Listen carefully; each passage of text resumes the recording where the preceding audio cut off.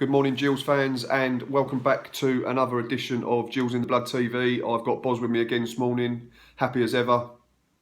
We're going to have a little look back at the disaster that was Coventry at the weekend. Obviously, I will reiterate that neither of us attended. Some might say we were lucky. So we're not going to be having a look at individual performances, etc. Obviously, it's just a general overview of the result, the performance that we've heard about, and then we will go on to have a look forwards to AFC Wimbledon at home tomorrow. I'm sure any of you that have watched my video reacting to the Coventry defeat will know how I feel. I've mentioned plenty of times that generally I'm positive. The last 7 days have killed me, to be honest. I'm going to let Boz talk this morning.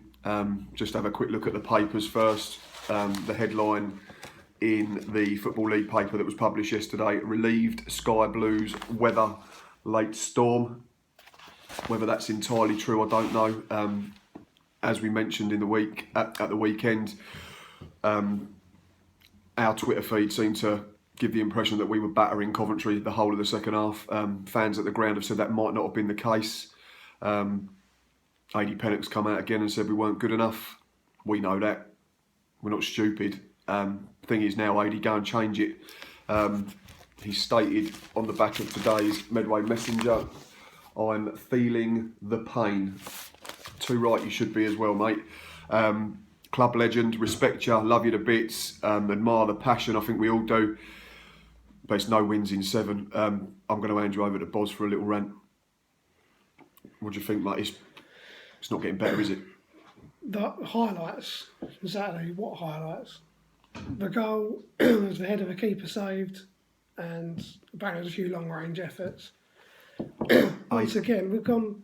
You put yourself in trouble from the start again, because once again we haven't started right. Exactly, because we've gifted them 2 goals, Yeah. and we've got 70 minutes left to play from 2-0 down. It's like an handicap match again, which is frightening, absolutely frightening. We're no better off. To build out of it, and we've started poorly for months now. Yep, goes back to Edinburgh. We was doing it. Shrewsbury away.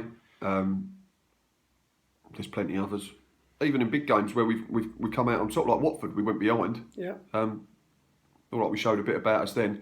And I've had a little conversation with someone on Twitter this morning about it, saying, he said we need to get back to the levels of these cup performances. But it's completely different in the league. You can't compare. For me, I don't think. For one big game. Exactly. It's a one-off 90 minutes or 120 minutes plus a penalty shootout potentially.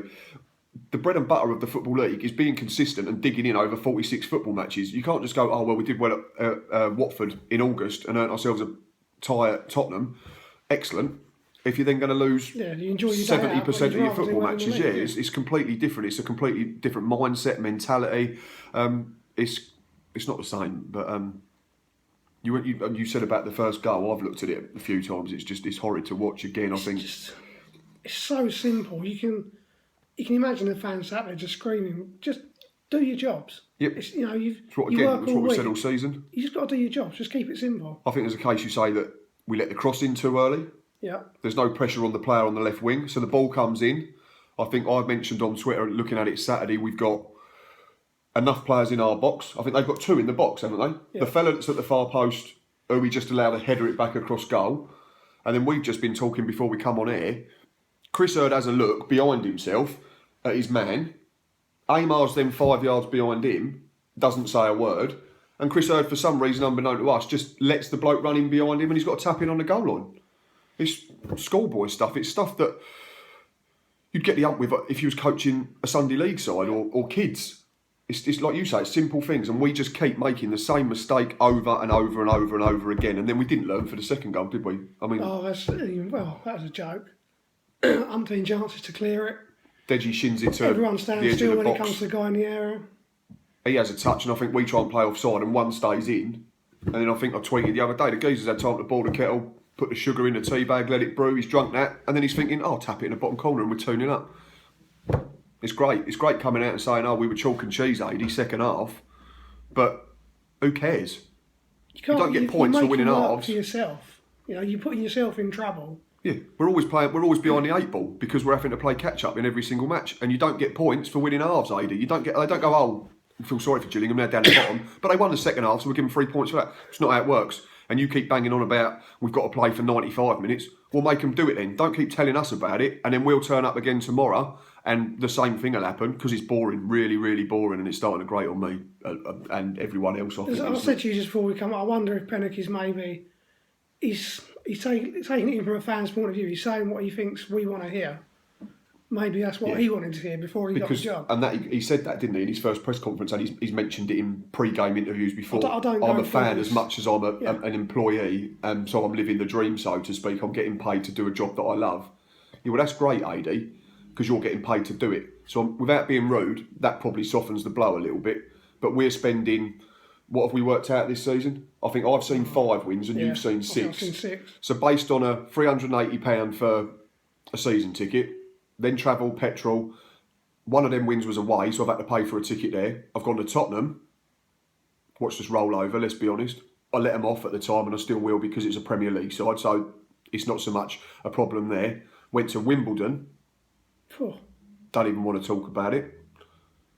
So basically, I've probably spent over 500 quid more than that. Easily more than that. It's probably costing me about 150 quid a win at the moment. It's awful, really awful. But we do it because we love it, and we do it because we support Gillingham Football Club. And I'm not going to sit here and go, oh, I deserve my season ticket back and rip it up, because we know what we're getting into at the beginning of the season, don't we? So, but this is crap, really, really crap, and it's got to change, and it's got to change this morning in training, if you're at the training ground, and it has to change tomorrow night, because otherwise we're relegated. And I said after Saturday, before Saturday, if we lost at Coventry, I think we'll get relegated, and I'm sticking to it. And I said last night in my video, I don't have any belief in that squad at all. I'm sorry. People can keep coming out and saying the same things and saying the correct things, but until we see proof on the pitch, we're getting relegated. But there's moments in seasons where you get the gist of how it's going. So the year we won the league, we played with Rotherham at home. It was a bit later in the season. They were up there with us. Dion Burton scored in the second half, and I turned to Stocky at the time and said, we're going to win the league now. Tuesday night when Chesterfield scored, I turned to you and said, we're going down. Exactly the same. Like we said in the car, didn't we? Seasons, we just felt resigned, and I compared it to Shrewsbury last season, which I think I did a blog piece on at the time. And what I might do is find it later and publish it online. And that was the day you just knew the season was over. We kept trying to believe. We even went to Millwall the last day of the season at home, didn't we? And said, right, let's keep believing. And then we turned up and we collapsed again, unfortunately. And anyway, I think that's Coventry covered. I'll just have a quick peruse. Again, we've mentioned that Ady's feeling the pain. Again, another simple headline that we've touched on. Damage done in the first half. Absolutely spot on. 2-0 down inside 20 minutes. Second half can be as good as can be, but unless you score 3 goals, means absolutely squat. Games are getting bigger. Too right they are again. I'm not being funny, but you're just stating the obvious at the moment, Ady. Or whoever this is. I think this is... it's Ady Pennock who said games are getting bigger. Of course they are. Because the gap's now down to a single point. It was 8 when you took over. And I stated previously that we're not conceding loads and loads under Adrian Pennock, but we're not scoring enough, are we? No. I think I did that question and answer session the other day, and someone asked me, I think it was Mike Gammon, would I sign a striker or a defender if I had the chance? And at the time I said a proper centre-half, an old-school type, like a throwback. I keep mentioning Adam Al-Abd, but you go back to like the great Arsenal sides in the 80s and 90s, like Tony Adams and Steve Bold. You looked at Alan Hansen at Liverpool when they were winning everything in the 80s. United further on, like Steve Bruce, Gary Pallister, didn't want to play football, weren't interested in that. All they was interested in, first tackle on the centre forward, and they knew you was about, and then they'd go and let the likes of, I don't know, whoever had in them sides. So Tony Adams and Steve Bold would go and let Paul Merson and stuff, people like that, go and score the goals. And later on, Ian Wright, Dennis Bergkamp, Robert Pires, that type of player, Thierry Henry. United had like Giggsy, Beckham, Scholes, Eric Cantona, and then they had like a proper goal scorer. You'd look at people like Mark Hughes, match winners, but they just did their job and let them people further up the pitch go and do the job. But that type of defender you just described is Leon Legg. Yeah, or Adam El-Abd, that type, and we just let him go and wander off to Shrewsbury, and he can't even get in their side at the moment. And fair play, they're picking up, so I think they're above us. But again, we need a striker. I think Dimitar Berbatov was trying to bandy himself about on Match of the Day. And then we've already got I don't think we can take Berbatov on as well. Can you imagine them two up top? Christ almighty. We'd have to get armchairs in the 18-yard box just for them to have a sit down and a cup of tea. I think Dimitar would probably ask for a brandy and a cigar as well. Anyway, let's get on to previewing AFC Wimbledon.